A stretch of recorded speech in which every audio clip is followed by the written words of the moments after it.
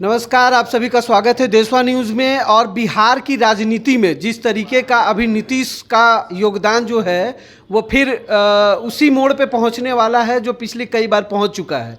और इसी विषय पे बात करने के लिए हमारे साथ अमित जी मौजूद हैं। अमित जी, अभी जो खबर सामने निकल के आ रही है कि भारत जोड़ो न्याय यात्रा में नीतीश नहीं शामिल होने वाले हैं और भी राजनीतिक गतिविधियां हैं, उस पर आपका क्या कहना है? नहीं, वो जाहिर सी बात है। वो तो हम लोगों ने पहले ही दिन, जिस दिन प्रेस कॉन्फ्रेंस हुआ था कांग्रेस का, उसी दिन हम लोग ने क्लियर कर दिया था कि नीतीश नहीं जाएंगे। संभावना ही नहीं दिखती है कि नीतीश कुमार जाएंगे और कोई एंगल भी नहीं बनता था नीतीश कुमार के जाने का। संयोजक का पद ठुकरा ही चुके थे, न्याय यात्रा में भी शामिल नहीं ही होना था, क्योंकि उनका रास्ता तो अब चेंज हो गया है।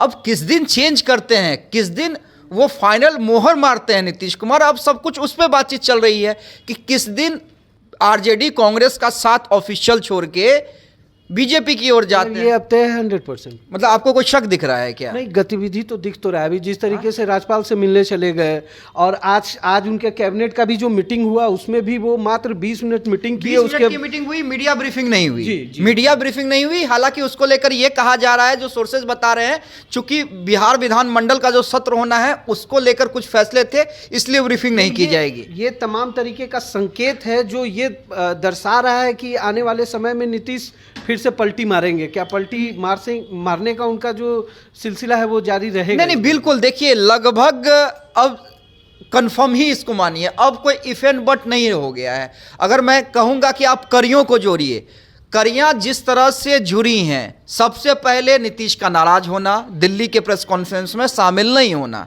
उसके बाद यहां पर आके सीटों का दबाव बनाना, उसके बाद जब ऑनलाइन मीटिंग होती है तो संयोजक पद को ठोकर मारना, कहा था ना कि भाई लालू जी को बना दीजिए, उसके बाद राज्यपाल से मुलाकात करना, लालू तेजस्वी का नीतीश आवास जाना, और उसके बाद सीधे सीधे कांग्रेस की यात्रा, जिसमें खुद राहुल गांधी आ रहे हैं। और कांग्रेस ने बाकायदा प्रेस कॉन्फ्रेंस करके इसकी जानकारी दी थी कि राहुल गांधी जी का ये कार्यक्रम है जिसमें लालू प्रसाद यादव और बिहार के मुख्यमंत्री माननीय नीतीश कुमार प्रसाद को आमंत्रित किया गया है और हमें उम्मीद है कि वो दोनों आएंगे। तो जाहिर सी बात है कि सवाल उसके बाद से भी उठ गया कि नीतीश जाएंगे कि नहीं जाएंगे। लालू यादव को लेकर तो नहीं उठा, तेजस्वी यादव को लेकर तो नहीं उठा, क्योंकि सबको पता है भाई कि अगर राहुल गांधी की सभा है तो हो सके लालू ना जाए स्वास्थ्य कारणों से, लेकिन तेजस्वी यादव तो शामिल होंगे ही। लेकिन नीतीश को लेकर सवाल खड़े हो गए। केसी त्यागी की तरफ से बयान आया कि देखिए, हमने तो पहले ही कहा था कि ये इंडिविजुअल यात्रा का कोई मतलब नहीं बनता है। अगर आपको यात्रा करनी है तो इंडिया गठबंधन के बैनर तले यात्रा कीजिए। नीतीश कुमार ने पहले ही कहा है कि कोई भी यात्रा या कोई भी रैली या कोई भी चुनावी सभा आप करते हैं तो वो गठबंधन के बैनर तले होना चाहिए, किसी इंडिविजुअल पार्टी के बैनर तले नहीं होना चाहिए। हालांकि फैसला अंतिम में नीतीश कुमार लेंगे।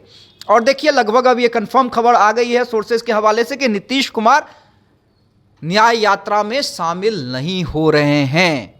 नहीं तो इसके जैसे कयास है कि बहुत जल्द, वो जल्द कब तक आपको लग रहा है? अब देखिए, मैं क्या कह रहा हूं, मतलब जो कड़ी जोड़ने पे ही जो बात कि कभी भी हम लोग को तैयार रहना होगा किसी भी सिचुएशन में। हम लोग किसी के लिए भी तैयार रहना होगा, किसी भी सिचुएशन के लिए कभी भी हम लोगों को तैयार रहना होगा। हालांकि थोड़ा सा वेट, क्योंकि अभी तक देखिए, जब तक डायरेक्ट 27 का वेट करना होगा। क्या 27 को बीजेपी के बड़े नेता भी बिहार दौरे पे हैं? जी बिल्कुल। देखिए, अब क्या कुछ होगा, क्या कुछ अंदर खाने तय हुआ है, वो तो नीतीश कुमार, नरेंद्र मोदी और अमित शाह जाने। वो अभी तक हमारे पास जानकारी नहीं है कि किस दिन क्या होगा, लेकिन किसी भी वक्त हो सकता है। हाँ, संकेत उसी की ओर, करियां उसी की ओर जुड़ती हुई दिख रही हैं। और आप देखिए ना, कल जिस तरह कर्पूरी ठाकुर को जिस तरह से भारत रत्न दिया गया, और उसके बाद नीतीश कुमार ने 2 ट्वीट किए। पहला ट्वीट किया जिसमें उन्होंने केंद्र का आभार जताया, लेकिन तुरंत आधे घंटे के अंदर उस ट्वीट को डिलीट करके उन्होंने नरेंद्र मोदी का आभार जताया। आप समझिए, पहले केंद्र सरकार का आभार जताते हैं, उसके बाद उस ट्वीट को डिलीट करके आधे घंटे के अंदर नरेंद्र मोदी, प्रधानमंत्री नरेंद्र मोदी को ऐड करते हैं, एडिट करके। तो आप समझिए। नहीं, हम तो समझ रहे हैं, जनता को समझाने की जनता भी समझ रही है।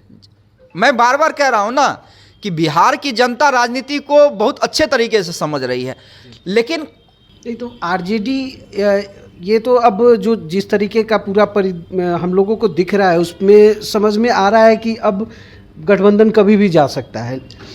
आरजेडी इस पे उसका क्या स्टैंड होना चाहिए और वो क्या गठबंधन अंतिम सांस ले रहा है जी नहीं आरजेडी अंतिम सांस ले रहा है।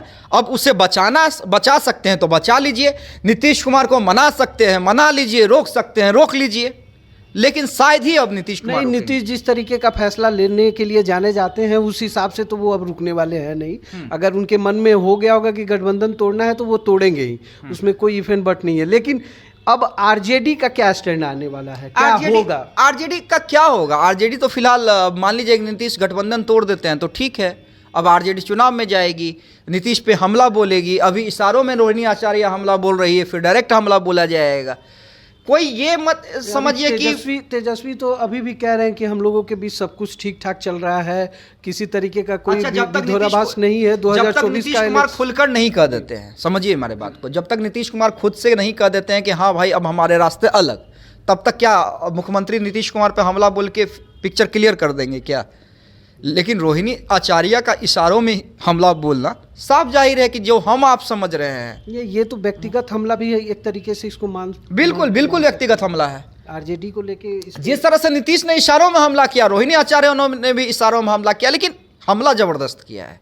अगर ये नीतीश पे हमला है तो चुभने वाला हमला है, और रोहिणी आचार्य हमेशा चुभने वाले पोस्ट के लिए जाने जाती हैं।